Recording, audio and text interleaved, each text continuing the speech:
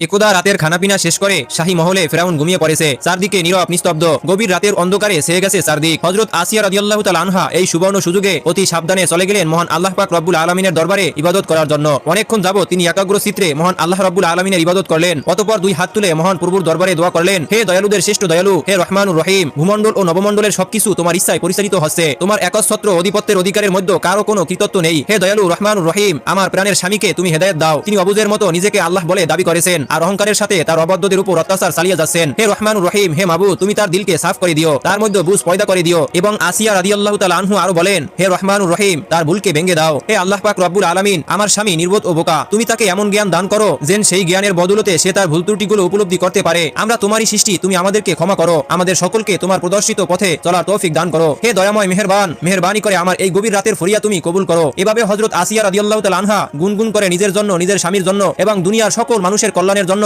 অনেকক্ষণ যাবত আল্লাহ পাক রব্বুল আলামিনের দরবারে রুনাজারি সহকারে প্রার্থনা চালিয়ে যাচ্ছেন। কিন্তু হঠাৎ তার এই করুণ কান্নার আওয়াজ ফিরাউনের কানে চলে গেল আর তৎক্ষণাৎ সে জাগ্রত হয়ে উঠল এবং সে হযরত আসিয়া রাদিয়াল্লাহু তাআলা আনহার ফরিয়াদের কিছু কথাও শুনে ফেলল। হযরত আসিয়া রাদিয়াল্লাহু তাআলা আনহা এরূপ ইবাদত বন্দিগি আল্লাহর কাছে ফরিয়াদ দেখে ফিরাউন ক্রোধান্বিত হয়ে উঠল এবং সে হযরত আসিয়াকে বলল, হে আসিয়া, তুমি সীমা অতিক্রম করেছো। তুমি আমার স্ত্রী, আমার ঘরে বসবাস করো, আমার খানাফিনা খাও, আর তুমি আমার ইবাদত না করে আমার ঘরে বসে অন্য খোদার ইবাদত করছো। এটা বড়ই অসহনীয় ব্যাপার। আমি তোমাকে বারবার হুঁশিয়ার করেছি, তুমি আমার হুঁশিয়ারির কোনো মূল্য দিচ্ছ না। এর কারণ কি? তখন হযরত আসিয়া রাদিয়াল্লাহু তাআলা আনহা অনুনয় বিনয় করে বললেন, স্বামী, আমি আপনার একজন দাসী, আমার কাজ আপনার সেবা করা, সদা সর্বদা আপনার মঙ্গল কামনা করা। আমি আপনার ইহকাল ও পরকালের সুখ শান্তি কামনা করি, আপনার কোনো বংশ ধ্বংস কামনা করি না। তখন ফিরাউন বলল, আমি তোমার ওইসব কথা শুনতে রাজি নই। আমি তোমার কার্যকলাপে অত্যন্ত অসন্তুষ্ট। আমি আর সহ্য করব না। তুমি সাবধান হয়ে যাও। এই শেষবারের মতো আমি তোমাকে সতর্ক করলাম। আমি আবার বলছি, তোমার মুখে যেন আমি আর মুসার খোদার নাম না শুনি। ফিরাউনের এমন রাগান্বিত কথা শুনে তখন হযরত আসিয়া রাদিয়াল্লাহু তাআলা আনহু বলেন, আপনি মিশরের অধিপতি, মিশরের সাধারণ জনগণ আপনাকে মেনে চলে। আপনার মতো বুদ্ধিমান ও শক্তিশালী ব্যক্তি এখানে দ্বিতীয় আর কেউ নেই, তা আমি জানি। তথাপি আপনি কেমন যেন একটু অবুঝের মতো কথা বলছেন। আপনি জানেন যে পৃথিবীর একমাত্র সৃষ্টিকর্তা মহান আল্লাহ পাক রব্বুল আলামিন, অথচ আপনি জেনে শুনে নিজেকে কেন আল্লাহ দাবি করছেন? হে মহামান্য বাদশাহ, আপনি নির্জনে বসে গভীর মনসীয় বিবেককে জিজ্ঞেস করুন, আপনি কি সত্যি সৃষ্টিকর্তা? আপনি যেখানে একটি মশামাছি ক্ষুদ্রাতি ক্ষুদ্র জীবও সৃষ্টি করতে পারেন না, সেখানে আপনি কিভাবে নিজেকে সৃষ্টিকর্তা ও আল্লাহ বলে দাবি করছেন? আপনার এই দাবি একেবারেই অযৌক্তিক ও অমূল্যক। ওই যে নীল আকাশ, চন্দ্র, সূর্য, গ্রহ, নক্ষত্র, পাহাড় এবং পর্বত, বৃক্ষলতা ইত্যাদির মধ্যে আপনি কি একটিকেও সৃষ্টি করতে সক্ষম? এখন আপনি আমাকে মেহেরবানি পূর্বক বলুন, আপনি কোন যুক্তির পরিপ্রেক্ষিতে নিজেকে আল্লাহ বলে দাবি করছেন? হে প্রিয়তমা স্বামী, আমি জানি আপনি আমার এই প্রশ্নের কোন উত্তর দিতে সক্ষম নন, কারণ আপনি তো সৃষ্টিকর্তা নন। অন্যান্য সৃষ্টি জীবের মতো আপনিও একজন মাখলুক। আপনি শুধু রাজশক্তি বলে এ অন্যায় দাবি করে যাচ্ছেন। বলুন, এ কথা কি সত্য নয়? ফিরাউন হযরত আসিয়া রাদিয়াল্লাহু তাআলা আনহার এসব ভাষণ শুনে বাগের হুঙ্কার দিয়ে উঠল। সে বলল, হে বিশ্বাসঘাতক নারী, তুমি কোন সাহসে আমার সম্মুখে দাঁড়িয়ে এই সব বক্তব্য দিতে পারলে? এত বড় স্পর্ধা তোমার? তুমি আমার নিকট কৈফিয়ত তলব করো? তোমার নিশ্চয়ই জানা আছে আমার আইন কত নিষ্ঠুর ও কঠোর। আমার বুঝতে বাকি নেই যে তুমি আর মুসা আমাকে আল্লাহ বলে স্বীকার করো না। দুজনে বসে বসে সব সময় আমার বিরুদ্ধে ষড়যন্ত্র করো। তোমাদের দুজনের সুর একই। তুমি আমার স্ত্রী হয়ে আমার আইন অমান্য করে আমাকে হেয় প্রতিপন্ন করার চেষ্টা করেই যাচ্ছ। আসিয়া, তোমার পরিণাম অত্যন্ত ভয়াবহ হবে। আসিয়া, তোমার কোনো নিস্তার নেই। তুমি শুনে রাখো, ষড়যন্ত্রকারীদের শাস্তি মৃত্যুদণ্ড। আমি এবার দেখে নিব। ফিরাউন অতি রাগান্বিত হয়ে এসব কথা বলে ফিরাউন সেদিনকার মতো বের হয়ে গেল। এর মাঝে একটি ঘটনা ঘটে গেল। হযরত মুসা আলাইহিস সালাম ফিরাউনের বাবুর্চি কাবুনকে হত্যা করে ময়দানের দিকে পালিয়ে গেলেন। ফিরাউন যখন তাকে অনেক খোঁজাখুঁজির পরেও তার কোনো অনুসন্ধান পেল না, তখন সে অনেক চিন্তিত হয়ে পড়ল। সেদিন রাতে ফিরাউন হযরত আসিয়াকে সতর্ক করে ঘর থেকে বের হয়েছিল। তারপরে অনেকদিন অতিবাহিত হয়ে গেছে, কিন্তু ফিরাউন আর খাস মহলে ফিরে আসেনি। এরপর একদিন হাসিমুখে ফিরাউন হযরত আসিয়ার ঘরে প্রবেশ করলেন। আসিয়ার কক্ষে প্রবেশ করার পরে সে বলল, হে আসিয়া, সেদিন আমি তোমার যুক্তিপূর্ণ ভাষণে রাগান্বিত হয়ে তোমাকে সতর্ক করে চলে গিয়েছিলাম। আমি পরে চিন্তা করলাম, এভাবে রাগান্বিত হয়ে তোমাকে সতর্ক করা আমার পক্ষে ঠিক হয়নি। এর জন্য আমি লজ্জিত ও দুঃখিত।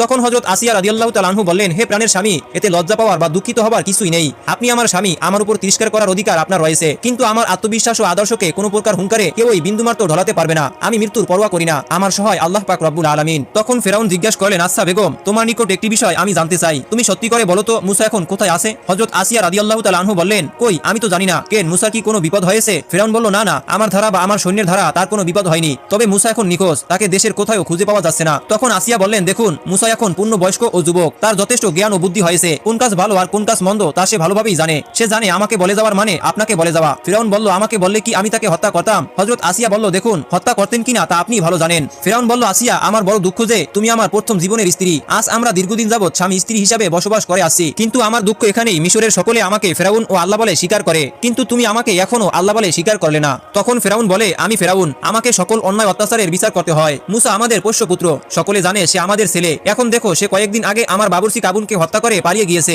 আমি যদি তার বিচার না করি তাহলে জনগণ আমার সম্বন্ধে কি চিন্তা করবে? হযরত আসিয়া রাদিয়াল্লাহু তাআলা আনহু তখন বললেন, আপনার এই কথার উত্তরে আমি যদি বলি, আপনি যে এ পর্যন্ত অসংখ্য বনী ইসরাইলের শিশুকে হত্যা করেছেন, সেই ব্যাপারে নিজের কি কোনো বিচার করেছেন? আপনি তথাকথিত জ্যোতিষীদের কথায় বিশ্বাস করে এ পর্যন্ত বনী ইসরাইলের হাজার হাজার নিষ্পাপ শিশুকে হত্যা করেছেন, এটা কি অন্যায় নয়? আর এই অন্যায়ের কোনো বিচার নেই? ফেরাউন তখন বলল, আমি ভেবেছিলাম আজ তোমার উপর রাগ করব না, কিন্তু শেষ পর্যন্ত তুমি আমাকে আবার সেই পর্যায়ে নিয়ে গেলে। তুমি জেনে রাখো, আমি আল্লাহর দাবির দ্বারা মানুষের অন্তরে আমার সিংহাসনকে স্থায়ী করতে চাই। অতএব তোমার কাছে আমার শেষ কথা এই যে, তুমি আমার স্ত্রী হয়ে যদি আমাকে আল্লাহ বলে স্বীকার না করো, তবে আমি বলে দিলাম তুমি খুব দ্রুত এর শাস্তি আস্বাদন করবে। তখন হযরত আসিয়া রাদিয়াল্লাহু তাআলা আনহু বলেন, স্বামী, আমি আপনাকে মিনিতভাবে বলছি, আমি মাযহাবের কন্যা এবং ফেরাউনের স্ত্রী আসিয়া। আমি বিশ্বাস করি সেই পরম দয়ালুদাতা নিরাকার সৃষ্টিকর্তা আল্লাহ পাক রব্বুল আলামিনের উপর। আমি তার ইবাদত করি, তিনি আমার একমাত্র উপাস্য।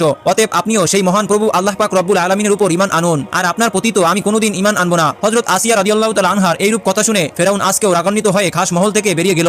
তখন হযরত আসিয়া রাদিয়াল্লাহু তাআলা আনহাকে শাস্তি দেবার মনস্তাব করে ফেরাউন তার অন্তরঙ্গ বন্ধু হামানকে শাহী মহলে আহ্বান জানালো। যথাসময়ে শয়তানের দোসর হামান শাহী কক্ষে এসে উপস্থিত হলো এবং তখন হামান ফেরাউনকে বলল, জাহাপনা, কোনো দুর্ঘটনা ঘটেছে নাকি? ফেরাউন বলল, হামান, তুমি আমার বাল্য বন্ধু এবং প্রধানমন্ত্রী। এ পর্যন্ত মিশরে এসে আমি যাহা কিছু করেছি সবকিছু তোমার পরামর্শে করেছি, তাই না? হামান বলল, হ্যাঁ, তা তো বটে, আমার সবকিছুই স্মরণ আছে। এখন ব্যাপার কি তাই খুলে বলুন। ফেরাউন খুব আস্তে আস্তে বলতে লাগলো, এটা আমার ঘরোয়া ব্যাপার। আমার স্ত্রী আসিয়া আমাকে আল্লাহ বলে স্বীকার করে না। তাকে অনেক শাস্তির হুমকি দিয়েছি, তার সঙ্গ ত্যাগ করেছি, কিন্তু শেষ পর্যন্ত ব্যর্থ হয়েছি। সে লাশারিক আল্লাহকে বিশ্বাস করে, আমার অজান্তে গভীর রাতে আল্লাহর দরবারে প্রার্থনা জানায়, তার কাছে রোনাজারি করে আর বিড়বিড় করে কি যেন বলে। আমাদের পোষ্যপুত্র মুসাকেও সে তার দলে ভিড়িয়ে নিয়েছে। এমনকি সে আমাকে নসিহত করে যে আপনি আল্লাহর দাবি ছেড়ে দিয়ে লাশারিক আল্লাহর প্রতি ঈমান আনেন, অন্যথায় আপনার ভাগ্য বিপর্যয় ঘটবে। বন্ধু, আমাদের এই সব কথা যেন বাইরের কেউ না জানে। এখন বিদ্রোহী আসিয়ার ব্যাপারে কি করা যায়, এই সম্বন্ধে তোমার কাছে সুষ্ঠু পরামর্শ চাই। ফেরাউনের এসব কথা শুনে তখন হামান বলল, আমার মতে বেগম সাহেবাকে বন্দী করুন। এতে জনগণের মনে প্রশ্ন উঠলে আপনি বলবেন, আমি ফেরাউন, তোমাদের আল্লাহ। নীতির ব্যাপারে আপন পর কোনো কিছুই আমার কাছে বিবেচ্য বিষয় নয়। যে আমার নীতির বিরোধিতা করবে তাকে অবশ্যই শাস্তি ভোগ করতে হবে।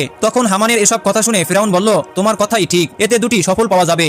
একটা এই যে সকলে মনে করবে আমি ন্যায় বিচারক, অপরটি হলো কারাগারে অসহনীয় কষ্টের মধ্য থেকে আসিয়ার ইমানেও ফাটল ধরবে, অতঃপর সে আমাকে আল্লাহ বলে স্বীকার করতে বাধ্য হবে। দেখি এবার আসিয়া যায় কোথায়। পরের দিন ফেরাউনের বিশেষ নির্দেশে হযরত আসিয়া ও তার সন্তানদেরকে কারাগারে আটক করা হলো। আল্লাহর ভক্ত মহিয়সী নারী হযরত আসিয়া ফেরাউনকে আল্লাহ বলে স্বীকার না করার অপরাধে আজ কারাগারের আসামি। শুরু হলো হযরত আসিয়া রাদিয়াল্লাহু তাআলা আনহুর ঈমানী পরীক্ষা। ফেরাউন তার খাবার বন্ধ করে দিল এবং কারাগারের পাশে ফেলে রাখলো অনেকগুলো পচা ও দুর্গন্ধ লাশ। সে লাশের দুর্গন্ধে হযরত আসিয়া ও তার সন্তানদের প্রাণ ওষ্ঠাগত হয়ে উঠল। হযরত আসিয়া রাদিয়াল্লাহু তাআলা আনহুর যে সকল ছেলেমেয়েরা বয়স্ক, তারা নীরবে মায়ের মতো সবকিছু সহ্য করে যাচ্ছে। তারা তাদের আম্মাকে মাঝে মাঝে জিজ্ঞাসা করছে, আম্মা, আমরা কি হকের রাস্তায় আছি? হযরত আসিয়া রাদিয়াল্লাহু তাআলা আনহু তখন তাদেরকে উত্তর দেন, অবশ্যই আমরা হকের পথে রয়েছি। বিপদে ধৈর্যহারা না হয়ে সে আল্লাহ রাব্বুল আলামিনের প্রতি পুরোপুরি বিশ্বাস রাখতে হবে। নিশ্চয়ই আল্লাহ বিপদে আমাদেরকে সাহায্য করবেন। ঈমানের পরীক্ষা এখানে শুরু হয়েছে, জয় আমাদেরই হবে। ইসলাম প্রিয় দিনী ভাই ও বোনেরা, এভাবে কেটে গেল অনেক দিন। এরপর একদিন পাপিষ্টা হামান এসে হযরত আসিয়াকে বলল, বেগম সাহেবা, আপনি আপনার স্বামীকে আল্লাহ বলে স্বীকার করে নিন, তাহলে এখনই আপনি এই অসহনীয় যন্ত্রণা থেকে মুক্তি পেয়ে যাবেন এবং পরম সুখে দিন কাটাতে পারবেন। অতএব আপনি ভেবে দেখুন, এদিকে আপনার জন্য রয়েছে রাজকীয় সম্মান ও ঐশ্বর্য,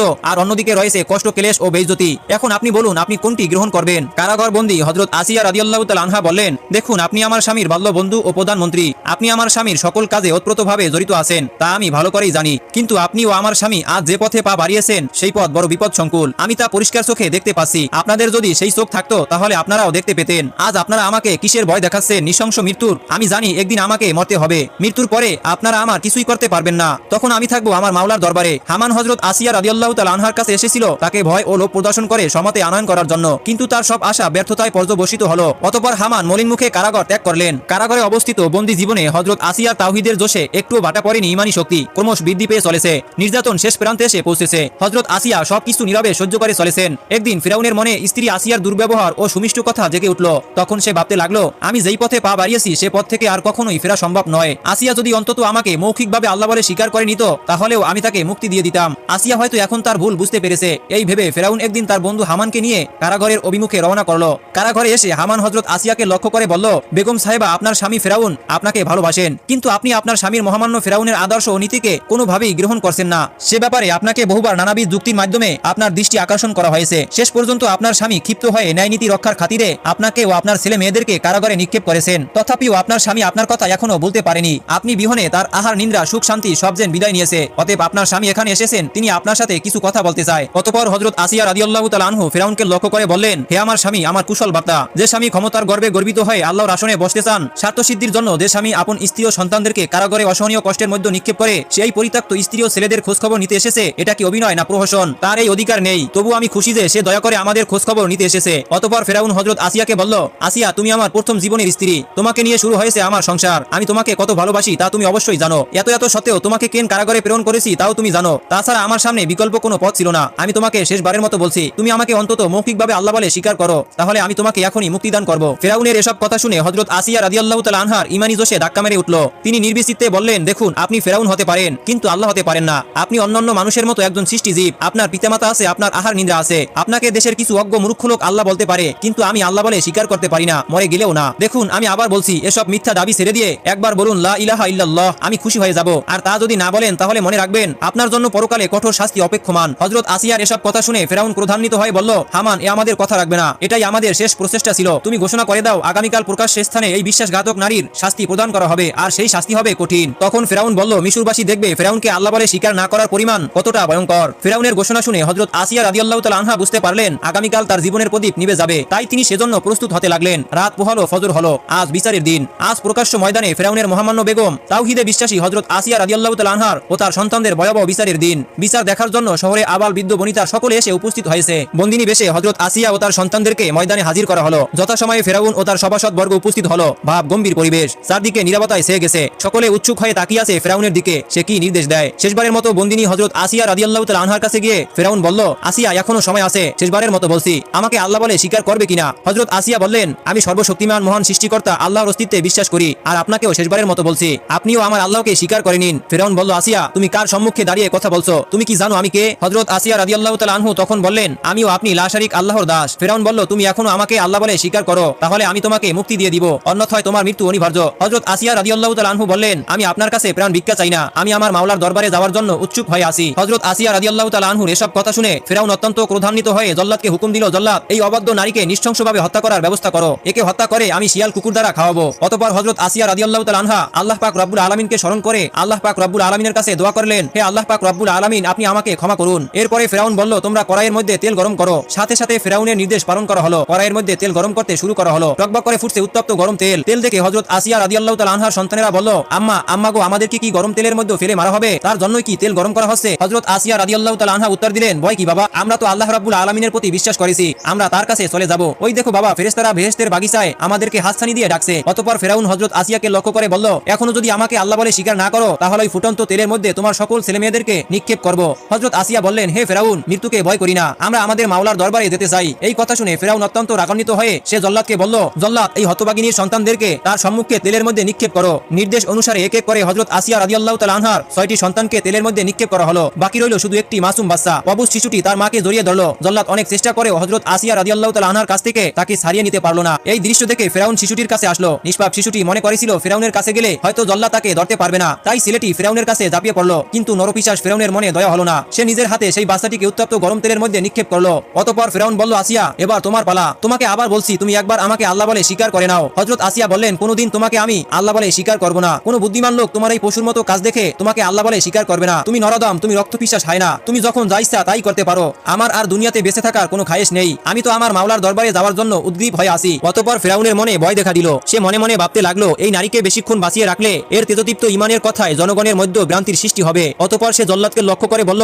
জল্লাদ, পৃথিবী দেখুক আইনের ব্যাপারে ফেরাউন কত নিষ্ঠুর ও নির্দয়। পৃথিবী জানুক সে যে আইনের ব্যাপারে তার নিজের স্ত্রীকেও ছাড় দেয় না। যাও, তুমি আর দেরি না করে তার শাস্তি শুরু করো। ফেরাউনের হুকুম পাওয়ার পরে জল্লাদ অগ্রসর হয়ে হযরত আসিয়া রাদিয়াল্লাহু তাআলা আনহার বুকে, পিঠে, পাজরে, হাতে, পায়ে ও কপালে লৌহ শালাকা বিদ্ধ করলেন। হযরত আসিয়া রাদিয়াল্লাহু তাআলা আনহা এরূপ কঠিন শাস্তির মধ্য থেকে শুধু এতটুকু বললেন, হে আমার দয়াময় প্রভু, তুমি আমাকে ফেরাউনের পাপপুরি থেকে উদ্ধার করে তোমার কাছে আমাকে একটি ঘর বানিয়ে দিও। এমতো অবস্থায় ফেরাউন আসিয়াকে বলল, বল দেখি এখন আমি বড় না তোমার আল্লাহ বড়? হযরত আসিয়া রাদিয়াল্লাহু তাআলা আনহা নির্ভীক চিত্তে উত্তর দিলেন, আমার আল্লাহ সর্বশ্রেষ্ঠ মহান, তিনি ছাড়া পৃথিবীর আর কোনো দ্বিতীয় মালিক নেই। ফেরাউনের এবার শেষ নির্দেশ। সে জল্লাদকে নির্দেশ দিল, এই বিদ্রোহী নারীকে তুমি গরম তেলের মধ্যে নিক্ষেপ করো। ফেরাউনের নির্দেশে তাই করা হলো। হযরত আসিয়া রাদিয়াল্লাহু তাআলা আনহাকে উত্তপ্ত তেলের মধ্যে নিক্ষেপ করা হলো। আর সাথে সাথে তার প্রাণবায়ু বের হয়ে গেল। তিনি আল্লাহ পাক